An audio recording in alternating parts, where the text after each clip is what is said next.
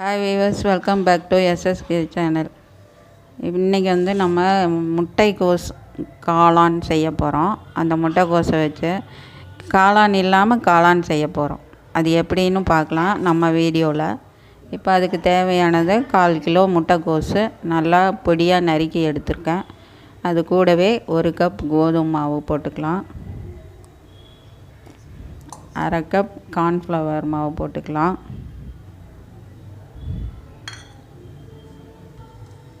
கூடவே அதுக்கு தேவையான அளவு உப்பு போட்டுக்கலாம்.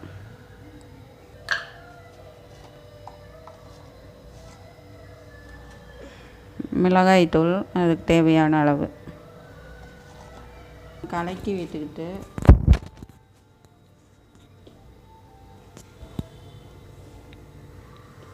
ரொம்பவும் தண்ணியாட்டம் இல்லாமல் ரொம்பவும் கெட்டியாக இல்லாமல் நம்ம இதை பிசைஞ்சு எடுத்துக்கலாம்.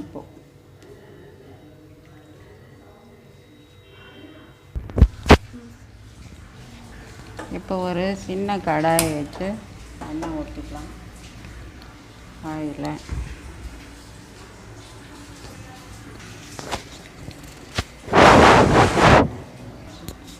ஆயிலில் இந்த பிசைஞ்சிருக்கிற மாவை இப்படி சின்ன சின்னதாக எடுத்து போட்டு எடுத்துக்கலாம்.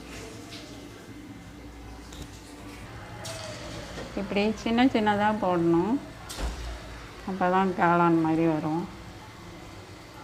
ரொம்ப முருகட்டு எடுக்க வேண்டாம்.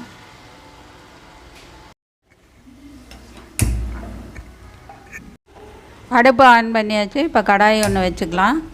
இப்போ அதில் பொடிசாக நறுக்கின ஒரு தக்காளி வச்சுருக்கேன். கொஞ்சம் ஆயில் விட்டுட்டு அந்த தக்காளியை கடாயில் போட்டு வதக்கிக்கலாம்.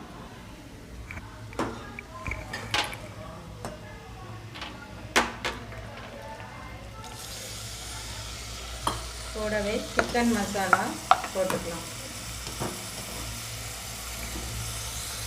தேவையான அளவு சிக்கன் மசாலா அல்லது மட்டன் மசாலா எது வேணாலும் போட்டுக்கலாம். கார்ன்ஃப்ளவர் மாவு கொஞ்சமாக கரைச்சி ஊற்றிக்கலாம், 1 ஸ்பூன் அளவுக்கு. இப்போ சர்க்கரை ஒரு 2 ஸ்பூன் போட்டால் நமக்கு டொமேட்டோ சாஸ் மாதிரி கிடைக்கும். அதுக்காகத்தான் அந்த சுகரை ஆட் பண்ணுறோம். ரெடி ஆயிடுச்சு. இப்போ நாம் தட்டில் எடுத்து போட்டுக்கலாம். அந்த இதெல்லாம் இப்போ இது சாஸ் நம்ம பண்ணோம் இல்லையா, அதெல்லாம் ஊற்றி எல்லாம் இது பண்ணியாச்சு, கலந்தாச்சு. இப்போ அதைத்தான் நம்ம சாப்பிட்றோம். இப்போ காளான் ரெடி ஆயிடுச்சு. பாருங்கள், டேஸ்ட் எப்படி இருக்குதுன்னு பார்க்கலாம். எல்லாத்துக்கும் தனித்தனி யார்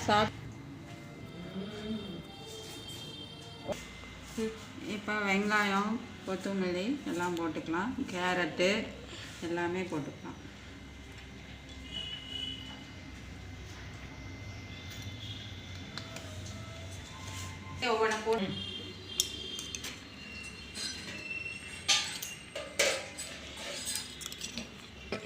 இது ரொம்ப டேஸ்ட்டாக இருக்குது. நீங்களும் இதே மாதிரி வீட்டில் ட்ரை பண்ணி பாருங்கள்.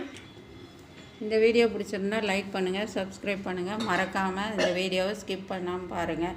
இது வரைக்கும் நம்ம சேனலை சப்ஸ்கிரைப் பண்ணலைன்னா சப்ஸ்கிரைப் பண்ணுங்கள். Thank you friends. பாய்.